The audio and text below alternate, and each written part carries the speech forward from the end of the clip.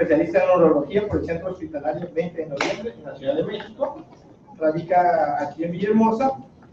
Ha trabajado en el Hospital del Niño, Hospital Juan Gran Casasus y en la Unidad de Urología Avanzada. Actualmente está en la práctica privada, tanto en el Hospital Ángeles como en el Seracom.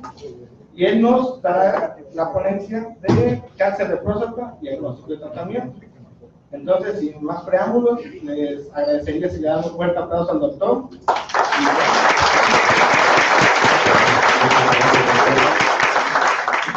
¿Por qué el tema de cáncer de próstata? Porque a pesar de todos los años, a pesar de tanta investigación que tenemos, todavía aún así muchos de nuestros pacientes en Latinoamérica, principalmente en México, se siguen muriendo de cáncer de próstata. Hay 20,000 estudios, ustedes los van a ver, y lo que hacen no es más que confundirnos muchas veces sobre las expectativas que tenemos de un nuevo tratamiento, de un nuevo procedimiento quirúrgico o incluso de una nueva tecnología para hacer diagnóstico. Entonces, vamos a recordar un poco de la anatomía propuesta por el doctor McNeil desde 1974, donde nosotros estamos viendo que hay varias zonas. También es importante eso porque eso es parte de tratar de que entendamos la variabilidad con la que se presenta esta enfermedad. Y es por eso tan difícil que podamos nosotros ser los héroes, muchas veces somos los villanos, porque a este paciente sí le atinó el doctor, a este paciente no le atinó el doctor. Ah, qué malo es este doctor, no vio que tenía cáncer de próstata, pues sí, fue con fulanito y luego se lo encontró. Sí, lo que no sabemos es que precisamente a qué entorno nos vamos a encontrar. Por ejemplo, en lo que es la parte transicional, que es donde es el crecimiento tradicional de la próstata, que es la que operamos más frecuentemente, esto es donde vamos a encontrar el proceso benigno en el 85% de los casos. Pero hay un 5% y a 10% de los casos que puede tener un crecimiento maligno. Por eso es que ustedes van a ver que a alguien al que se operó de una próstata benigna se le encuentra hasta en el 5 o 10% de los casos un cáncer, porque es muy raro que se asiente. La gran mayoría de los cánceres se asientan en la zona periférica, y la zona periférica, precisamente la que rodea la próstata, es la que está al alcance de un dedo. Pero también, no se vayan con la finta, en la parte anterior también puede haber, y eso no está a la altura del dedo o al alcance del dedo. Perdón. Entonces, ¿por qué saber sobre este tema? No vamos a ser expertos, porque no creo que podamos tener, ni los mismos expertos se ponen de acuerdo entre ellos, gente que lo único que hace es ver y operar cánceres de próstata, ni entre ellos se ponen de acuerdo. Pero ¿por qué? ¿Cuál es la razón por la cual nosotros tenemos que ver? Vamos a verlo en esta plática. Las formas de diagnosticarlo, las tradicionales, las últimas técnicas, la forma de tapificación, que obviamente pues vamos a hablar de lo complejo que es la tapificación, y también ese es el motivo por el cual también tenemos diferentes respuestas a los tratamientos y tenemos diferentes comportamientos de los tumores. Y finalmente, las modalidades de tratamiento. En las modalidades de tratamiento vamos a hablar en general de ellas también, porque cada una de ellas nada más es motivo de una plática, porque son muchas las variaciones y son cuestiones que podríamos tener un poquito más de dificultad en la decisión. Yo les puedo decir cuál es mi conducta en algunos de los casos, qué es lo que prefiero y qué es lo que he visto y cuál ha sido mi experiencia a lo largo de estos ya, prácticamente este año cumplimos 30 años fuera de la residencia. Entonces, ¿por qué? En México, según el INEGI y el estudio que hizo el Instituto Nacional de Oncología, o de enfermedades de cancerología, ya es la primera causa de muerte en el país. En los hombres es la primera causa, ya desbancamos al CACU, ya desbancamos al de colon, y entonces pues estamos teniendo un honroso primer lugar. En Estados Unidos, Es el segundo lugar de muertes entre todos los hombres. A nivel mundial ocupa el quinto lugar. Y fíjense, en Estados Unidos se mueren 40,000 personas al año, que significa que se muere uno cada 15 minutos. O sea que cuando terminemos la plática, ya se murieron como 100. No, no es cierto, terminamos antes. Pero imagínense, cada 15 minutos va a haber un muerto por cáncer de próstata. Entonces se ha hecho un problema de salud pública. Hay que tener una consideración que poca gente sabe, y también por eso estamos insistiendo en que se lo hagan cada vez gente más joven los estudios. Entre más joven, más agresivo. Así es como es el comportamiento de esto. Entre más viejo, de hecho hay gente que dice que ya después de los 75 años ya no se tienen que hacer el antígeno prostático porque ya están en horas extras. Los gringos son pura lana, entonces obviamente así la piensan. Y desgraciadamente, si vemos estadísticas de Italia, Estados Unidos, Francia, Inglaterra, todos ellos en 10 años de que se descubrió la molécula del antígeno prostático específico y que se empezó a usar como un marcador tumoral, ellos revirtieron. Todas sus etapas avanzadas se cambiaron a que ahorita casi el 85% de sus detecciones de cánceres, imagínense, no son palpables, ni siquiera son palpables. Entonces, pues nosotros tenemos que copiar algo de eso y tenemos que tener esa pequeña acuciosidad. Acuérdense que lo que no se busca no se encuentra. Por eso no le dejan el celular a su señora, doctor, porque ya están turnos ahí. Pero sí es cierto, si no pensamos en que pueden encontrar un cáncer, se nos van a ir muchos cánceres también. Y hay veces es mejor pecar de excesivo en tratar de buscar ese diagnóstico que dejarlo pasar. Hay que ser un poco más acuciosos. ¿Cuál es la otra? El impacto social. Quieran o no, aquí veo que hay muchas doctoras, pero quieran o no, en México socialmente el que lleva y manda el dinero a la casa es el hombre. Si ese hombre cae con un cáncer de próstata y deja de trabajar, no hay dinero para la familia. Tenemos 70 años de una campaña de cáncer cervicouterino y tenemos 40 años de una de cáncer de mama y tenemos 15 años de una por cáncer de próstata. 15 años. Oficialmente. Pero pregúntenme ustedes, algunos de ustedes trabajan en el sector salud, ¿cuándo han visto que realmente funcione una campaña de detección temprana de cáncer de próstata? Realmente no la hay. Entonces, estas implicaciones nos llevan a pensar que seriamente, hay veces no consideramos la diferencia entre tener el riesgo promedio de la gente a que si un familiar de nosotros tiene un cáncer, como aquí lo podemos ver. Si el padre es el que tiene un cáncer, nosotros tenemos la posibilidad de tener 2 veces más, poquito más de 2 veces más el riesgo. Si es un hermano, un poquito más de 3 veces más ese riesgo. Pero si tenemos más de 2 familiares, se va hasta 5 veces más. Entonces, no todo es un cartabón de que, a ver, tú te tienes que hacer tu antígeno prostático cada año. No, ya lo vamos a ver más adelante. Les voy a decir cuál es mi rutina. Y finalmente esa rutina no es porque a mí se me antojó, tiene una razón de ser. Pero para que vean lo importante de lo que es el riesgo que tenemos que estar cuidando. Los mitos. Que la prostatitis, sí, en todos los procesos donde haya una inflamación o infección crónica se puede despertar un cáncer, pero no se ha demostrado. Lo mismo con las enfermedades de transmisión sexual. Tradicionalmente, los que ya estamos más viejos nos enseñaron que la clamidia, la próstata, esto podría desarrollar un cáncer. Tranquilos, no se ha demostrado.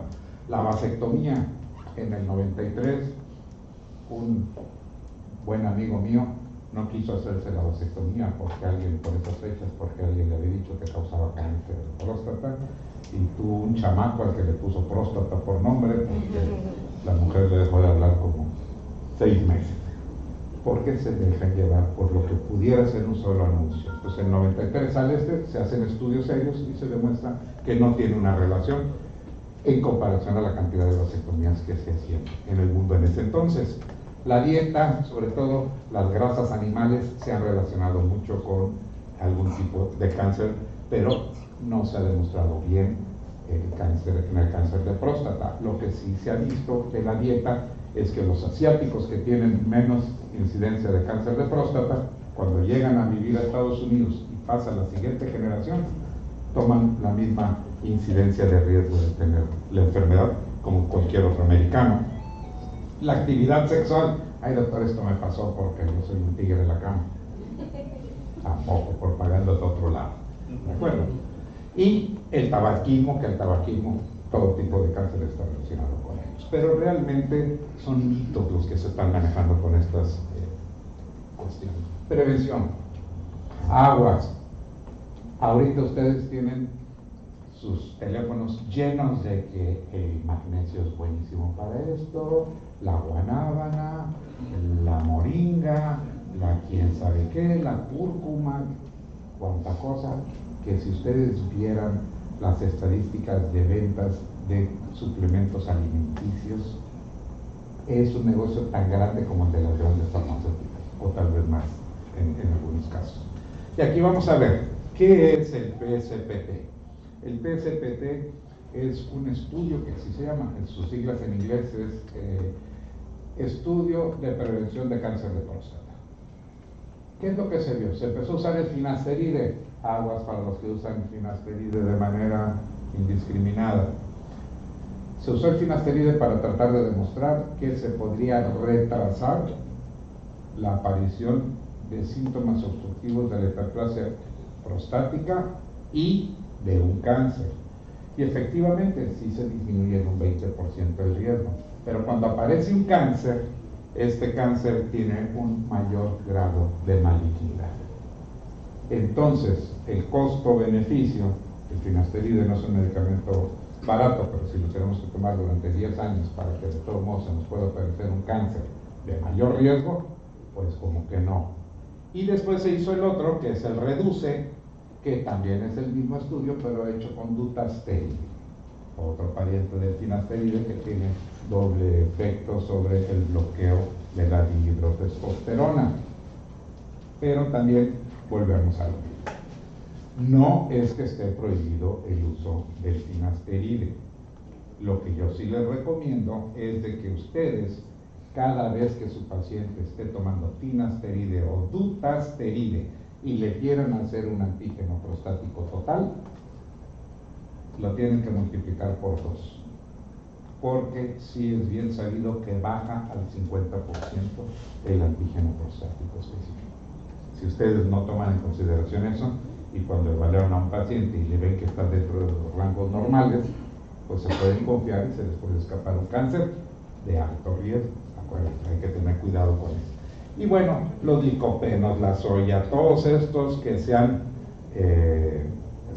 atribuido cuestiones que previenen, cuando se han hecho estudios serios se ha demostrado que no es así. Entonces, pues ya saben, no hagan perder dinero a su paciente, ni esfuerzo, ni nada. Hay que tener una cosa en consideración. Todo el mundo piensa que el antígeno es la joya de la corona y ya con eso estamos bien. Y no, el que sea específico de la próstata no quiere decir que sea específico de cáncer. Lo bueno es que tengo doctores conocidos acá, entonces, Doc, ¿qué cosas se elevan el antígeno prostático aparte del cáncer? Las relaciones sexuales. Relaciones sexuales. Ejercicio, montar caballo, bicicleta. Montar caballo, bicicleta. ¿Qué más? La hiperplasia. La hiperplasia, cuando nosotros tenemos una hiperplasia por arriba de los 50 centímetros cúbicos, ya empieza a impactar también en el antígeno prostático, efectivamente. ¿Qué más? ¿Quién da más? Lo que hay que ver es que el antígeno prostático específico se eleva con las relaciones sexuales. Sí. Hay veces que nosotros vamos a hacer uno y hay que ver cuántos días tiene que verse para que disminuya ese tipo de relación. Eso lo vamos a ver ya cuando lleguemos al antígeno. Además estamos llegando para que ustedes se den la idea de que no todo es elevación de antígenos. Yo he tenido antígenos de 100 nanogramos de un paciente que se aguantó mucho las ganas de orinar. La retención aguda de orina también nos produce elevación del antígeno. Entonces, ¿qué caso tiene que al que le acaban de poner una sonda para estudiarle le pidan su antígeno prostático? No tiene ningún caso, porque le va a pedir debajo. Como bien lo digo, el antígeno es propio de la próstata, pero la célula maligna como la célula benigna. Es una cantidad que más adelante de la interpretación que vamos a hacer de la fe, vamos a verlo en la realidad, cuál es la proporción que para que se pueda considerar benigno, pues se pueda considerar benigno, porque solo APE no hace, tiene que ser un conjunto de pruebas habidas y por haber para que podamos nosotros diagnosticar. Ese es un punto muy bien para los que no oyeron allá atrás. También es una cuestión de que no nos vamos a enamorar nada más del antígeno. Todas estas pruebas que vamos a ver son pruebas sugestivas que nos van a hacer tener la conducta de hacer las siguientes pruebas, que son las definitivas, que son la biopsia prostática.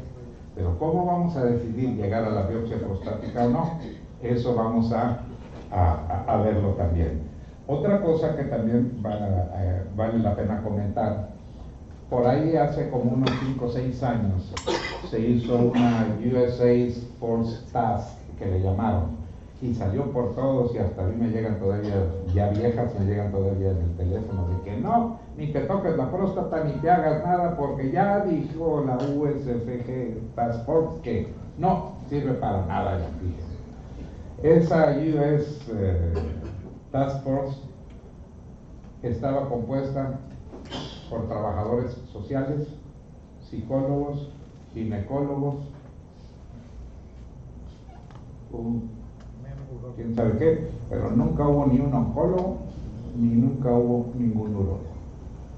Entonces, pues obviamente, cuando ellos hacen su propuesta y se arma el escándalo en Estados Unidos, ellos levantan la voz, la Asociación Americana de Urología, y empieza a hacer una campaña y saca una serie de estudios. Pero esos 3-4 años en los que ya se definió que estuvo mal la US Task Force, entonces disminuyeron mucho las detecciones de cáncer de próstata porque nadie quería hacerse el antígeno, ni ningún estudio, y entonces aumentó tantito la mortalidad. Y entonces sí se vio que efectivamente los diagnósticos más tempranos han disminuido poco a poco la mortalidad de nuestros pacientes. Entonces, este es el punto que quería que habláramos, ¿no? Vamos a ver cómo vamos a hacer el diagnóstico. El diagnóstico efectivamente se hace con una historia clínica, pero cuando a nosotros nos llega un paciente que ya manifestó dolor lumbar, aguas, estaríamos hablando de un proceso avanzado que puede ser una obstrucción de los riñones o puede ser un implante a nivel de los huesos dentro de los avances del cáncer. Si nuestro paciente debuta con una retención aguda de orina, automáticamente ese paciente lo tenemos que considerar por lo menos como alguien que tiene un cáncer localmente avanzado, ya no nada más confinado a la glándula, porque ya está dando ciertas manifestaciones. Entonces, la historia clínica, todo el mundo nos aburrimos con eso, porque siempre lo mismo que cualquier enfermedad, que sí, pues, pero es la base de a lo que nos dedicamos. Y si nosotros no hacemos una adecuada historia clínica, pues obviamente vamos a saber. Pero también, dentro de la historia clínica, oiga, ¿y su papá de qué murió? Pues mi papá murió de cáncer de próstata. Y mi hermano está enfermo de cáncer de próstata. Y aguas, este señor, ya nosotros estamos viendo, por lo que les dije, que tiene de 3 a 5 veces más riesgo que cualquier otra persona, y estamos obligados, aunque no tenga síntomas, a hacerle estudios que estén orientados a eso. ¿De acuerdo? Y entonces, el tacto rectal. Yo cuando daba clases en la universidad, como es muy difícil que la gente esté practicando haciendo tactos, yo les decía que pusieran su dedo pulgar con el meñique en oposición y entonces tocaran en esta parte de la mano para que vean lo que era una próstata normal. Si tocaban acá, en esta base, era una próstata hiperplásica o adenomatosa. Y si tocaban la cabeza del metacarpiano, eso es un cáncer. Entonces, pues ya más o menos con eso, aunque ustedes no estén muy acostumbrados a hacer tacto, cuando lo hagan, aquí abajo como lo sentí.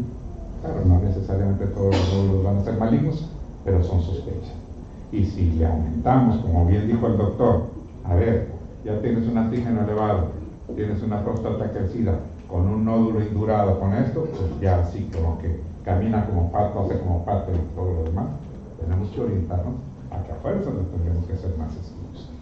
Precisamente como no se tiene una certeza con el antígeno prostático, entonces vinieron después muchas variedades de antígenos prostáticos.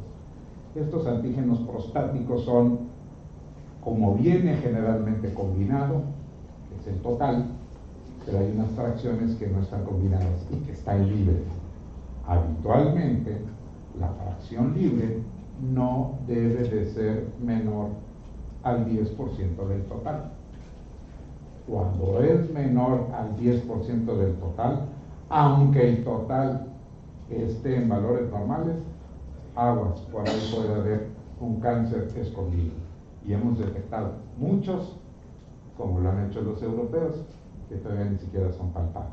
Entonces, es bien importante la fracción libre. Todos los demás son un poquito más complejos, pero yo sí quisiera que se llevaran el mensaje de que al laboratorio no nada más van a pedir su antígeno prostático total, van a pedir su antígeno prostático total y su fracción, siempre. ¿Cómo van a ir preparados? Como acaban de decir nuestros compañeros. 3 a 4 días, la vida media del antígeno prostático es para que desaparezca entre 2 y 3 días después. Entonces, lo mínimo que le pedimos a los pacientes es que tengan 3 días de no actividad sexual, no montar caballo, no montar bicicleta. ¿De acuerdo? Eso es bien, bien importante. Que quede claro con los pacientes, porque hay veces, ahora, le pudieron poner una sonda, no vale la pena hacerse ahorita. Déjenle la sonda, que se desinflame la próstata y ya después le hacemos su antígeno prostático cuando haya pasado el proceso inflamatorio agudo. Pero bien, bien importante eso. La densidad del antígeno prostático es un poco más difícil. ¿Por qué? Porque lleva una relación entre el volumen, los gramos esperados de la próstata y el antígeno prostático. Entonces, para esto ya tenemos que ser más agresivos con el paciente y hay que hacer un ultrasonido transrectal. Y eso, cuando se puso de moda, pues todo el mundo lo aceptaba. Pero cuando se empezó a ver que prácticamente lo estamos usando más para hacer definiciones de volúmenes en próstatas muy grandes o en pacientes que se van a hacer biopsias, si no, tratamos de no molestar al paciente. Por eso es que, bueno, muchos lugares lo usan como investigación, pero no que realmente esté. Ahora, la velocidad. ¿A qué se refiere la velocidad? La velocidad de antígeno prostático se refiere a los incrementos aceptados por año. En el cáncer de próstata se acepta, en el antígeno prostático total se acepta un incremento de 0.75 nanogramos por año. Si se pasa de eso, ya se salió el rango. Y en esa misma velocidad hay gente que dice el tiempo de duplicación. ¿A qué se refiere? Podemos tener nosotros un antígeno de 0.5, pero se subió a 1, aguas. Algo está pasando, algo no está bien. Hay que ponerse las pilas a estar vigilando ese paciente. Ellos lo llaman el tiempo de duplicación del antígeno prostático, hablando también de la velocidad. Yo uso mucho en mi esquema el antígeno total, fracción libre y relacionados con rangos de edad. Con los rangos de edad también nosotros podemos saber más o menos quién se nos está saliendo de la mira. Por ejemplo, entre los 40 y 49 años, si alguien tiene arriba de 2.5 de total, aguas. Entonces, si ustedes están acostumbrados a ver que sus rangos van de 0 a 4, pues lo van a considerar como normal cuando realmente no es tan normal.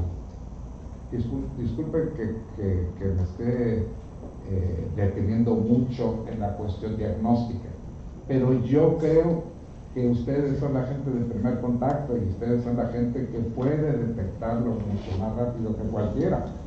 El tratamiento, pues sí, a ver, ven doctor, te invito a una prostatectomía radical, ven, te invito a una crioterapia, bien, te invito a eso, pero no es un procedimiento que ustedes hagan religiosamente en nada, pero esto sí. Por eso es que estoy insistiendo tanto en el área del diagnóstico.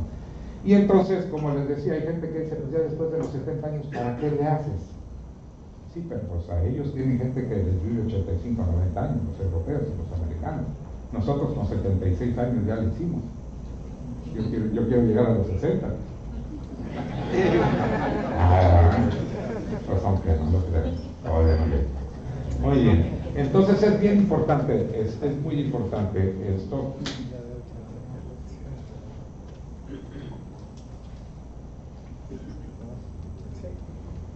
Ok. Las otras formas de antígeno, en el 2008 aparece una forma que se llama PCA3. Se agrega al armamentarium de diagnóstico una prueba que detecta también un gen que también codifica para el antígeno prostático y que se relaciona con cáncer. Y no es sino hasta el 2015 que la FDA acepta ya un estudio que se llama 4K Score. Ese 4K Score fue en el 2015 que se aceptó y hace una mezcla de varias calicreínas, entre ellas el antígeno libre, el antígeno total, tomando en relación, según unos nomogramas, si ha habido biopsias previas, si no ha habido biopsias previas, etcétera, etcétera. Y son estudios más evolucionados. De hecho, el primer lugar donde se empezaron a hacer el PCA3 fue en Ámsterdam. Y pues mandábamos las muestras hasta Ámsterdam.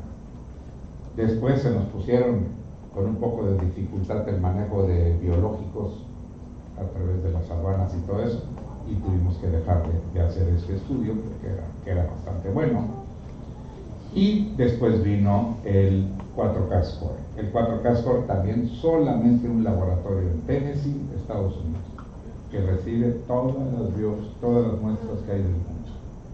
Entonces ya se imaginarán también el tamaño del laboratorio para poder hacer ese trabajo, pero no han permitido sacar estos de esa zona porque precisamente tiene un control muy estricto.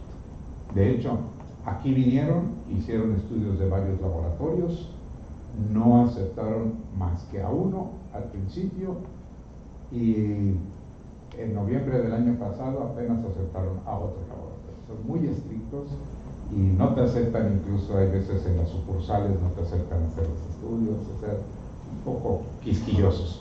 Pero el PCA3 se obtiene de darle a un paciente un masaje prostático. Como ven ustedes aquí, hay que exprimir de afuera hacia adentro y después de eso inmediatamente se colecta la primera muestra de orina y se mete en este tubito que tiene hasta una medida, de ahí no se puede pasar uno, lo meten, se metía en el sobre ya con toda la dirección, íbamos a DHL y se iba, y ellos nos mandaban por correo el resultado. Entonces, tiene una escala y tiene un nivel de corte. Todo lo que estuviera por debajo de 35, las probabilidades de que unas biopsias prostáticas salieran positivas eran mínimas. Y en cambio todo lo que estuviera para arriba, el riesgo era mayor. Yo creo que no vamos a hacer el corte de los ¿cómo se llama? De los bocadillos, porque ya vamos a terminar. Los bocadillos después. ¿verdad? Tú que decías que venían por la comida. Entonces, este estudio, antes de lo aprobaron en Europa y de veras teníamos incluso muy buena relación con ese laboratorio porque de veras una atención increíble, hasta me hablaban por teléfono, ya le llegaron los viales para que pueda hacer más muestras, le hacían los depósitos a los pacientes sin ningún problema. Pero nada más la aceptó la FDA en Estados Unidos y ya empezaron a haber problemas de todos lados, porque obviamente yo creo que querían jalar para ¿Es allá. un marcador tumoral esto? Sí, es un marcador tumoral, pero detectado en la orina. Este estudio se basó en un estudio que fue un hallazgo. De hecho, aquí va a venir la hija de un amigo que es bióloga y estaba entrenando pastores alemanes para oler la orina de los pacientes con cáncer de próstata, porque precisamente así nació los estudios de la orina. Que a alguien por ahí se le ocurrió que los perros podían detectar en la orina el cáncer de pacientes prostáticos. Pero pues bueno, luego los pacientes, imagínate, como que no les gustaba mucho eso. Entonces, el PSA3 se desarrolló muy bien hasta que vino a desbancarlo el 4Kscore. Entonces, nosotros tuvimos algunos pacientes, y aquí vemos algunos de ellos. Si se fijan en la parte de abajo, el de la izquierda, este paciente está por debajo de los niveles de 35 y este paciente, aunque tuviera elevaciones de antígeno prostático y aunque tuviera datos sospechosos, no le mandábamos a hacer biopsias y lo seguíamos vigilando. En cambio, el del lado derecho, si lo pueden ver, sí está arriba del rango de los 35 y esos pacientes entonces sí se iban a biopsias. Estamos hablando de probabilidades, quiero que ser claro con eso. Obviamente, entre más esté a nivel rojo el paciente, pues entonces más posibilidades hay de que las biopsias salieran positivas, y aquellos nos ponían aquí positivo, negativo, positivo, negativo. Y en el otro, el último, era el que nos decía que el estudio no era confiable por alguna razón. O en el camino se había roto el tubito, o el paciente no había tenido los días de abstinencia que le pedíamos, etcétera, etcétera, etcétera. Pero el Noviogenix era el laboratorio y finalmente llegó el otro estudio, que es el estudio del 4Kscore. El 4Kscore también hace una determinación, hace un homograma, sigue, y entonces tenemos un resultado. Y este resultado nos va a decir a nosotros si el paciente requiere de una biopsia. ¿Cuál es la diferencia entre el PSA3 y el 4Kscore? El PSA3 nos decía a nosotros que el paciente tiene cáncer o tiene altas probabilidades de tener cáncer. El 4Kscore nos dice que el paciente tiene pocas o altas probabilidades de tener un cáncer agresivo, porque ellos también tienen otro tipo de manejo de los pacientes. Entonces nosotros empezamos a manejar esto en el 16 y entonces tenemos el reporte. Por ejemplo, estas también líneas, entre más rojo más peligroso, entre más verde más tranquilos estamos, pero antes los primeros estudios tenían un corte del 12%. Todo lo que estuviera abajo del 12% no requería de biopsias, todo lo que estuviera arriba del 12% requería de biopsias. Pero se vio que se estaban escapando muchos cánceres agresivos, entonces se bajó la línea de corte hasta 7.5, como lo pueden ver aquí. Y entonces, pues bueno, al estar abajo del 7.5, las probabilidades de que nosotros hagamos una biopsia y que esa biopsia salga positiva son muy bajas. Pero en cambio, si estamos como el de este señor que está acá, las probabilidades de que no le encontremos un cáncer agresivo son bajas. Tenemos muy alta probabilidad de que ese paciente tuviera un cáncer avanzado. Y entonces, esto es lo que hace que el último grito de la moda. Esto es lo último que podemos decirle nosotros a nuestros pacientes cuando nosotros sospechamos que el paciente puede necesitar una biopsia y que no quiere hacérsela, porque todavía sigue circulando ese de la US Task Force que la gente pues no quiere saber. Entonces, esta es una opción. Con esta opción, pues, ¿sabes qué? No hay para dónde hacer, necesitas la opción.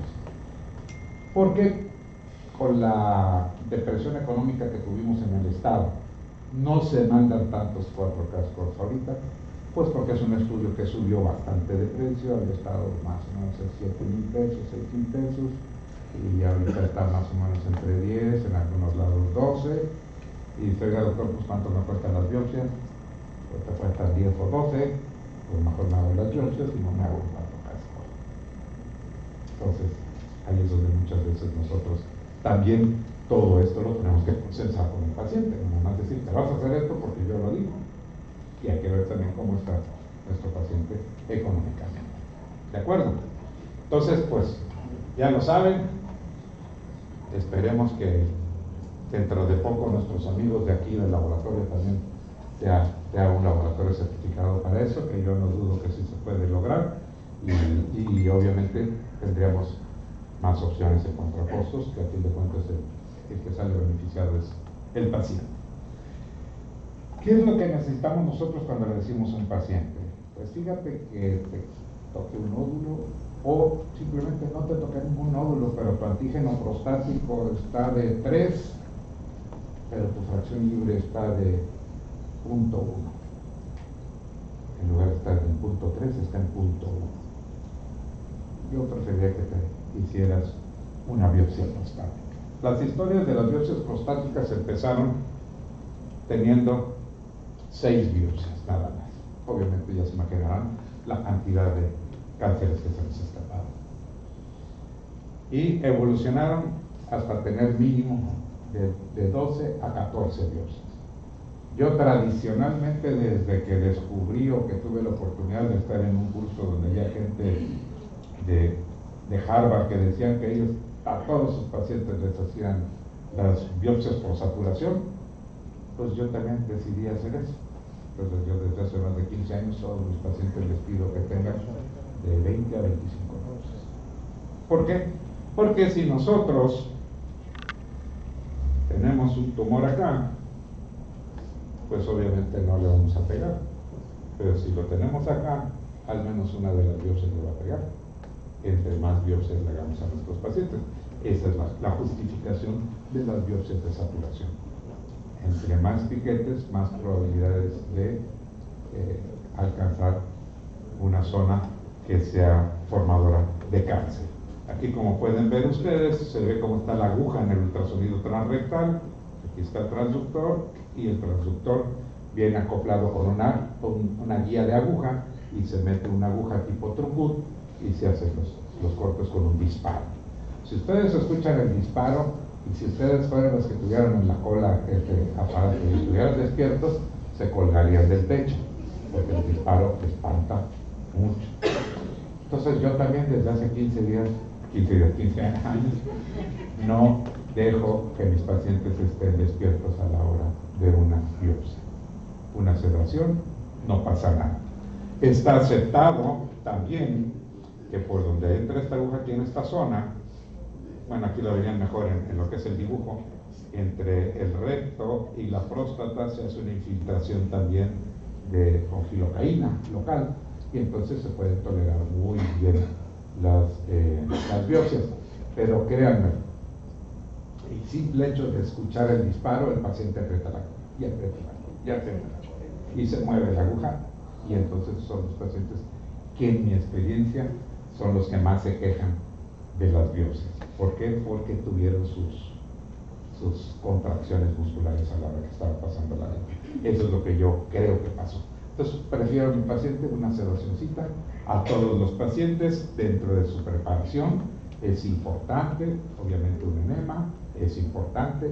Yo les pongo doble esquema de antibióticos a mis pacientes, un aminoglucósido combinado con una cefalosporina de última generación, y realmente dentro de las complicaciones que son la bacteriemia y la septicemia, nada más el 2%, pero ese 2% puede terminar en terapia intensiva.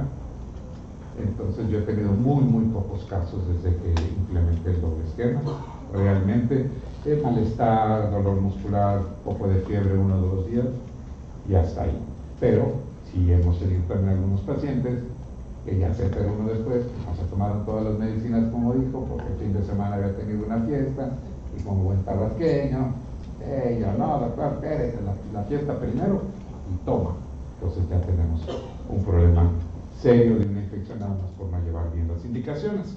Y sangrado, por eso también a los pacientes les pedimos un coagulograma. El coagulograma no se conforma en nada más con el TT y TPT, por favor. Si pueden pedir tiempos de coagulación y tiempos de sangrado, también les van a ayudar, porque van a complementar ustedes más cómo están las características de coagulación de sus pacientes. Eso también les puede ayudar y los va a proteger cuando quieran pedir ustedes unas biopsias a sus pacientes. Retención urinaria llega a suceder también habitualmente en casos de prostatitis muy severas o de una próstata grande. Después de que se hacen los piquetes, puede producirse un edema importante que puede llevar al paciente a la retención urinaria. Y una vez que tenemos los diagnósticos, los resultados de patología, pues lo que se sigue usando es la gradificación de Gleason. Ha habido algunas modificaciones en cuanto a la interpretación. Se hace una suma de Gleason, que no es más que la suma de los grados, el grado predominante y el grado secundario predominante. Por ejemplo, aunque la suma fuera la misma, puede no ser lo mismo. Si ustedes tienen un 3 más 5, del 1 al 5, el 1 es el mejor diferenciado, el 5 es el peor diferenciado. Entonces ustedes pueden tener 3 más 5, 8. Y dicen, bueno, ya es un cáncer de los malos, el más o menos moderado malo, tirándole muy malo. Pero si fuera 5 más 3, pues ya predominó mucho el 5. Y entonces ese puede ser un poco más agresivo, aunque la suma sea la misma. Entonces hay que tener cuidado. Ahora, si el predominante tiene más del 70%, esa es la suma que se da. Por ejemplo, si tenemos el 3 más 5 es el 3 el que predomina en 70-80% de los casos, entonces se dice 3 más 3. Y si es al revés, igual. Si el 5 predomina en mucho porcentaje en comparación al otro, entonces el otro se hace a un lado y entonces se dice 5 más 5. Y agárrate porque es sumamente agresivo. Y cuando ustedes les pregunten, oiga, ¿y cómo ves esto, mi doctor? No, pues, ¿sabes qué? Si está seria la cosa o no está seria, o ¿sabes qué? Pues trátate rápido, ¿no? Ahora, en los casos de cirugía, cuando el paciente requiere cirugía, la fecha ideal para operarse es 6 a 8 semanas después de las biopsias. No porque se detectó un cáncer salen corriendo y que lo operen, porque no va a faltar el bravucón que le va a decir sí, hay que operarlo porque ya este hombre tiene un cáncer. No. Si se operan antes de ese periodo, sí se pueden operar, pero si se operan en ese periodo, el riesgo de sangrado, de incontinencia y de impotencia es muy superior a todos los demás riesgos cuando nos esperamos de 6 a 8 semanas. Doctor, sí. Pero sale positivo el cáncer, yo creo que hasta ahí vamos bien, sí. Pero no quiere decir que puede ser intervenido ya de función. Debemos de ver si la posibilidad de infiltración o de invasión o de metástasis sí. posibilidad. Sí, no, yo dije cuando el paciente es candidato. Cuando el paciente es candidato. Una metástasis, entonces tenemos horrores, ¿no? No. Obviamente la clasificación, la que llevamos en la escuela me gustaba más, porque esa nomás era A, B, C y D. Y ya no lo tocas, el D sí se palpa, el C se siente que ya salió de la cápsula, y el D se que ya está en los huesos y en otros lados. Claro que ya pasó la historia, ahora es la TNM, y es la que se ajusta habitualmente para las cuestiones de estudios y cosas de estas, ¿no? y para los mamogramas para ver cómo le va a ir al paciente. Esta es una cosa que quiero decirles que ni los urólogos, ni los oncólogos, ni nada, todos nos peleamos porque ahora quita esto, ahora pone el otro, pero eso es lo que hace también la gran variación entre nuestros resultados. Porque algunos sí la usan, otros no la usan, otros la clasificaron mal, otros la clasificaron por debajo del nivel, otros por arriba. Entonces, todavía es muy difícil. ¿Por qué? Porque nuestros estadiajes, la forma de estadiar todavía no la tenemos muy bien definida. ¿Cómo se etiqueta un paciente? Con el tacto sospechamos cuando ya se sabe. Pero una tomografía tendría que haber demasiada infiltración para que nosotros la viéramos, aunque todavía le hacemos la tomografía técnica para ver si vemos alguna irregularidad que nos sugiera que está por fuera porque ya tiene las vesículas seminales tomadas, etcétera, etcétera. Pero sugieren la rectal, ¿no? La tomografía rectal para ver la periferia y la zona transicional. Sí, pero no tanto con la tomografía, es más con la resonancia magnética, con la antena transrectal. Pero eso es también cuando estamos tratando de hacer diagnóstico. Ahorita está muy de moda la resonancia magnética multiparamétrica, que le llaman. Que en lo personal, yo creo que todavía falta un poquito de más de tiempo para que le hagamos caso, porque es un estudio carísimo, carísimo. Un estudio de resonancia con antena transrectal y tener los programas de fusión para tomar las biopsias, está muy caro y todavía está en controversia. Llevamos 5 años en controversia, todavía no. Por eso no se los mencioné, porque si no está como una cosa ya considerada, sería estar hablando. Es como si les hubiera puesto lo de los proantígenos y preantígenos y otras cosas que todavía se están estudiando, ¿no? Pero esto para que ustedes más o menos se den una idea de que nosotros vamos a tener una conducta de acuerdo a cómo encontremos a nuestro paciente o el avance. El gamagrama óseo todavía se sigue usando, un estudio de medicina nuclear. ¿Por qué? Porque cuando antes se usaban las radiografías como rastreo óseo metastásico, que a muchos sí nos tocaron, a los jóvenes no, pero a los más betabeles sí nos tocó, el gamagrama nos aparecen metástasis desde 3 años antes de que aparezcan en las radiografías. Entonces, por eso es que la medicina nuclear tomó una gran importancia en la detección temprana. Porque obviamente, como dice el doctor, si nosotros ya encontramos esto, pues ya este paciente no es candidato a operar, nada más es sacarle el dinero. Mejor que use el dinero para sus medicamentos, para que se la pase lo mejor posible.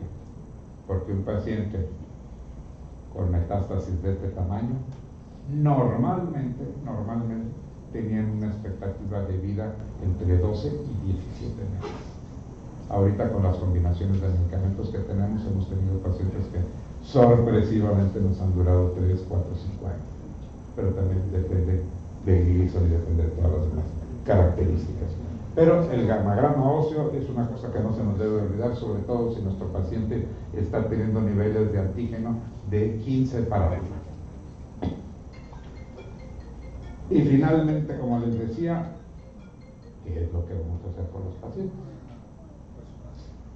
Los gringos y los ingleses están muy de moda con la cosa de la vigilancia activa, lo que ellos le llaman el watchful waiting. Pues espérate y vele checando cómo está, y si quieres toma otra biopsia y vele que se avance, y ahí se van. Porque muchos pacientes ya son de edad y muchos de ellos pues realmente tal vez con la pura observación pudieran tener. Pero yo les voy a hacer una pregunta. Esta pregunta la hice en un congreso de urología que me tocó coordinar una plática de cáncer, y el ponente era un inglés que hablaba de la vigilancia activa. Si ustedes levanten la mano, ¿quién de ustedes al que le hagan una biopsia prostática y le salga positiva, no se hace nada? ¿Verdad que sí se hace? Bueno, pues también los urólogos dijeron lo mismo, nadie levantó la mano. Nadie levantó la mano, cosa que le sorprendió mucho al inglés, porque dijo, bueno, si ustedes como médicos no están convencidos de esto, pues no se lo van a poder transmitir a sus pacientes. Por supuesto. Pero es que tú no conoces a los mexicanos. Los mexicanos le dicen, ¿tienes cáncer? Sácamelo mañana. Oye, pero es chiquitito, me vale. No importa el tamaño, así somos, así somos. Oye, pero este cuate tiene un tumor que ya no es operable, tú sácamelo. Pero ya no te vas a sácamelo, no importa. Yo confié en la virgencita que lo voy a sanar. Y los gringos, ¿qué? Ya no es operable, no, se va a morir en 6 meses. Ah, bueno, gracias. Son diferentes maneras de pensar y de afrontar las cosas. La prostatectomía radical, cuando un paciente es candidato a ella, no se dejen llevar por los espejitos. Si bien la cirugía laparoscópica sigue siendo mejor que la cirugía abierta, la cirugía robótica no es mejor que la cirugía laparoscópica. De hecho, la robótica es una manera de hacer cirugía laparoscópica. No ha demostrado en ninguno de los foros internacionales, y créanme que ha habido años que se están presente y presente tratando de justificar un aparato que vale como 30 millones de pesos y que son $200,000 anuales de mantenimiento, y que cada 12 procedimientos hay que cambiar las pinzas y las tijeras y los brazos. Entonces, quiero decirles que solamente las aseguradoras lo pagan o gente de mucha lana. En Monterrey, una prostatectomía radical con el robot anda por arriba de los 400. En México anda entre 400 y 600, depende del lugar. Laparoscópicamente, hay veces viene aquí con nosotros el doctor López Verdú, que es uno de los que mejor maneja el robot, y es de lo que hace los exámenes para ver si te permiten manejar el robot. Está saliéndole cerca de los $200,000 pesos. Y sin robot y sin pagar hoteles ni avión para la familia que se van a comprar esas marcas en las que no está ahí tirado en el hospital. Entonces, esa es la realidad. Mientras el paciente sea candidato, esa es la clave.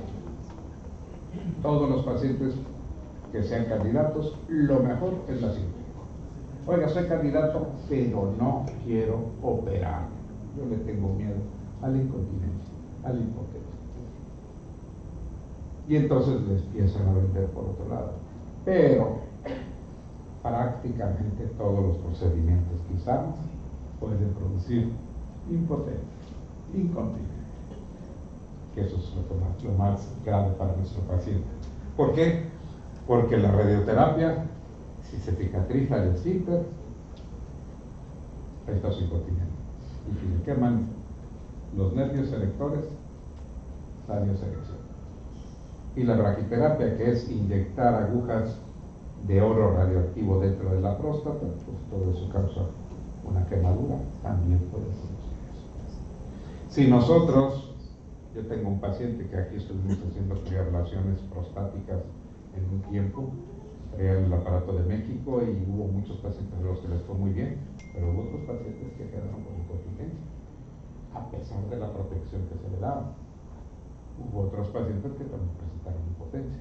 Entonces, yo creo que el venderle al paciente, no te va a pasar nada, yo creo que más vale mejor decir, te puede pasar esto, si no te pasa, qué bueno, pero eso es mejor. Ay, hombre, no te va a pasar nada, este es el mejor método. Yo creo que no podemos engañar así al paciente. Y el ultrasonido de alta intensidad, aquí en México hay 4 lugares nada más donde se está haciendo. Empezó Vallarta y Cancún, Guadalajara le siguió y la Ciudad de México ya está haciendo el ultrasonido de alta intensidad. No está aprobado en Estados Unidos. Lleva casi 15 años y no lo han aprobado. Los franceses son los principales promotores y ahora lo están promoviendo para tratamientos focales, que para mí en lo personal es una vacilada, porque la característica que tiene el cáncer de próstata es que es multifocal. Si le vamos a dar un tratamiento hacia un lado, vamos a dejar otros lados descubiertos. Entonces, eso es muy personal, ¿eh? No es de que no lo dice la guía, no lo dice nadie. Veo que está la quimioterapia, la radioterapia, la radioterapia, pero no está la quimioterapia. ¿Es contraproducente en esto? Históricamente la quimioterapia no ha servido para el cáncer de próstata. Históricamente le digo porque en los últimos 5 años ha habido mucho manejo de combinaciones con lo que son las terapias blanco, con nuevas modalidades de tratamientos hormonales, que vamos a platicar ahorita de ellos. Es precisamente cuando pasamos al bloqueo androgénico,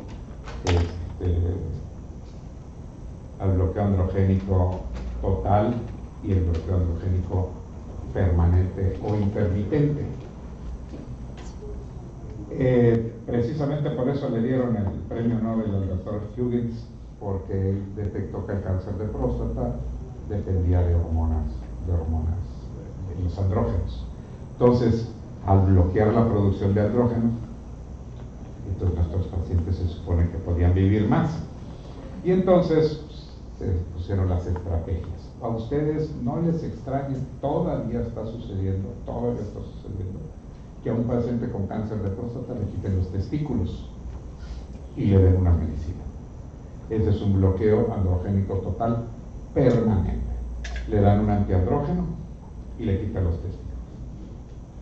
Y entonces después se vio que también los andrógenos que se producen en la suprarrenal no se llegan a bloquear tanto, entonces se busca otro antiandrógeno esteroideo, como el acetato de ciproterona, y entonces ya se tienen los dos bloqueos. Y luego se agrega el bloqueo de la hipófisis, con los agonitas de la LH y RH, unas inyecciones, no son muy caras, cada inyección por 3 meses vale como 10,000 pesos, por 6 meses vale 16,000, y ahí se va aparte tomar. Pero bueno, es lo que se empezó a tener.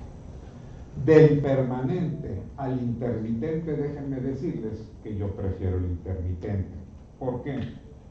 El bloqueo androgénico intermitente yo lo empecé a manejar en 1997 y nos dimos cuenta que sobrepasábamos mucho el tratamiento con nuestros pacientes. En unos pacientes, les voy a decir de qué se trata primero. El bloqueo total, ya saben, siempre permanente, ya sea con orquiectomía y medicamento o con 2 medicamentos, pero de manera permanente. El intermitente se trata de darle 9 meses tratamiento a un paciente que baje el antígeno prostático, y ya que haya bajado y pasado los 9 meses, se suspende el tratamiento y no se espera hasta que vuelva a elevarse el antígeno prostático. Cuando se eleva el antígeno prostático a los niveles máximos para la edad o a la tercera parte de los niveles con los que empezó, se vuelve a dar otra vez el tratamiento y otra vez se vuelve a bajar. Cuando nosotros tenemos un bloqueo androgénico total permanente y se está bloqueando permanentemente, llega un momento en que las células que dependen de los andrógenos ya no existen y empiezan a crecer las células independientes. Y entonces de repente, ¡pum!, se le llama escape hormonal. Entonces esos pacientes ya no hay nada que hacer. ¿Por qué? Porque ya no hay manera de detenerlo. Con el intermitente lo que se trata de hacer es disminuir la población de células que dependen de las hormonas y no dejar que crezcan las independientes. Entonces se da el antígeno, se va, se para. Vuelven a crecer estas células, se les vuelve a dar el tratamiento y se vuelve. Y entonces se ha visto que si una persona se estimaba que a los 3 años se liberara, se ha visto que se libera a los 9. Entonces la sobrevida, por ende, aumenta de 2 a 3 veces. Y fue muy interesante porque al primer paciente al que se lo dimos, para variar, papá de una compañera de nosotros médico, ya no operable de cirugía radical porque era una etapa que ya se salía de la próstata localmente avanzado, y le dimos un ciclo de tratamiento y le duró 15 años. 15 años sin que se le volviera a elevar el antígeno. Se murió de otra cosa, ¿sí? Entonces, cuando nosotros vimos que no elevaba y que la gente empezaba a tener buenas respuestas, primero, considerar el dinero. mucha gente no se lo daba a la institución, lo tenían que pagar ellos. Entonces, si uno lo va a pagar, es más barato. Segundo, los efectos del bloqueo androgénico total permanente, osteoporosis, pérdida de pelo, flojeras, tenia, dinamia, no querer tener interrelación social ni con los nietos, ni con los hijos, ni con nadie, pues realmente a la gente le pega mucho.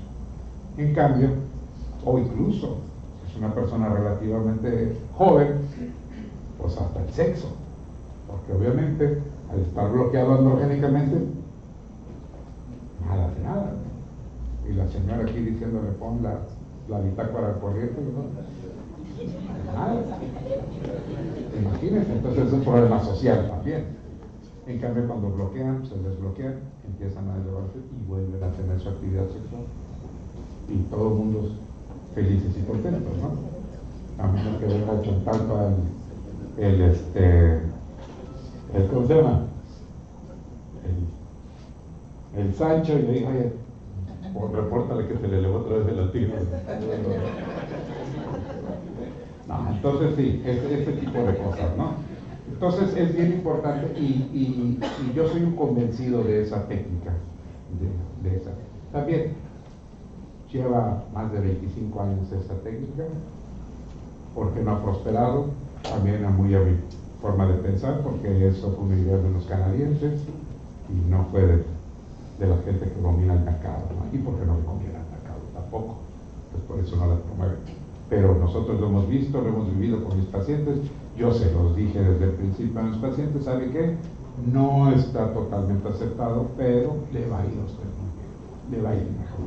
Y la verdad que sí es una buena manera. ¿Qué es lo que pasa? Que si nuestro paciente llega un momento, porque va a llegar el momento, que no responde. ¿Cómo seguimos a estos pacientes?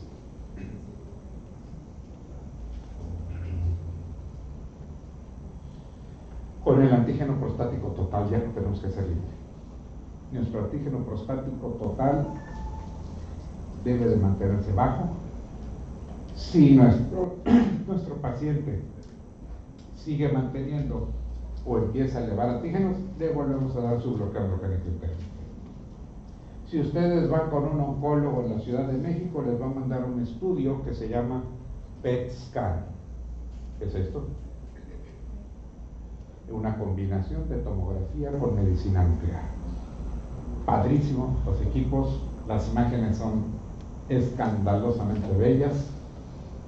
El último que nos tocó revisar a nosotros está en el Hospital Ángeles del Pedregal y es el primer PET scan digital que les puede detectar hasta tumores de 5 milímetros, que es impresionante lo que hacen estas máquinas.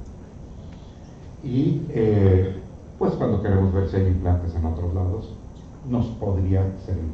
Hay gente que quiere utilizar este estudio como un método de tapificación. Todavía no está aceptado. Es un estudio que si no se lo hacen en la UNAM le están costando como unos 28,000 pesos. Si se lo hacen a nivel particular, anda entre los 30 y 36,000 pesos el estudio. Y es un estudio que hay que pagarlo por delante. Y si no llegaron, perdieron el dinero. Porque, para que se den una idea, hay que hacer una generación. Hagan de cuenta, necesitamos 7 milicuris o 8 milicuris para hacer el estudio. Yo genero 20 milicuris para ponerle al paciente 7 milicuris. Y si el paciente no llega, conforme va pasando el tiempo, la vida me lleva y se acaba. Entonces, eso es lo que hace caro el estudio. Obviamente los aparatos también son caros, son aparatos de arriba de los 100 millones de pesos. Entonces, a poner. Estamos aquí en algunas pláticas por traer un aparato aquí de estos aquí a Villahermosa, generando su propio tratamiento. Pero si es mucho dinero y hay que ver cómo está el mercado. Entonces, no lo hacemos de rutina tampoco, porque además no va a variar. Se me elevó el antígeno, ya sé que está ahí una metástasis.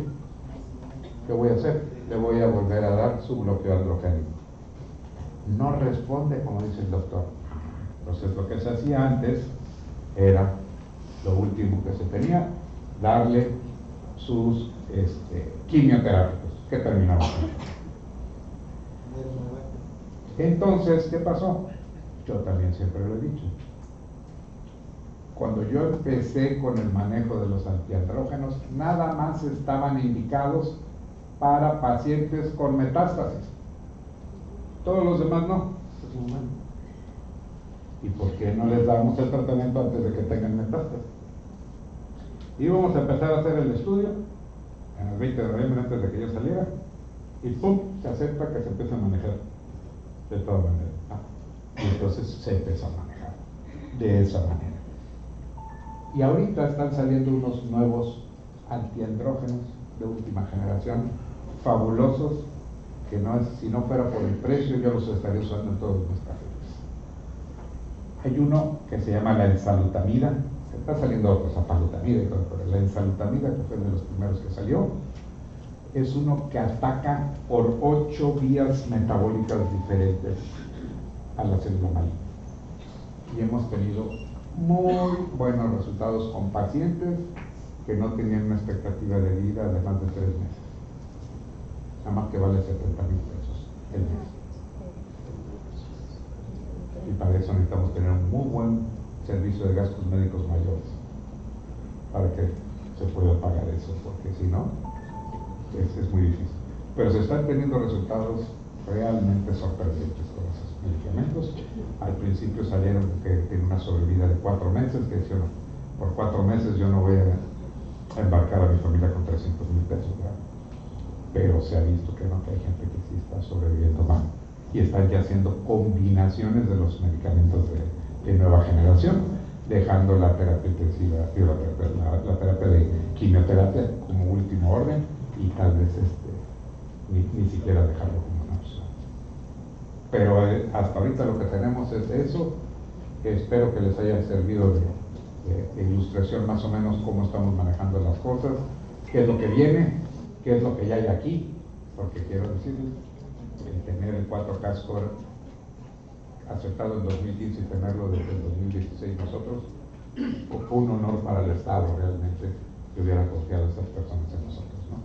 Y pues bueno, se sigue teniendo más estudios, más tratamientos, pero yo sí les pido que enfoquen sus cañones a tratar de hacer diagnósticos más tempranos, y espero que les haya ayudado lo que yo les dije. Muchas gracias.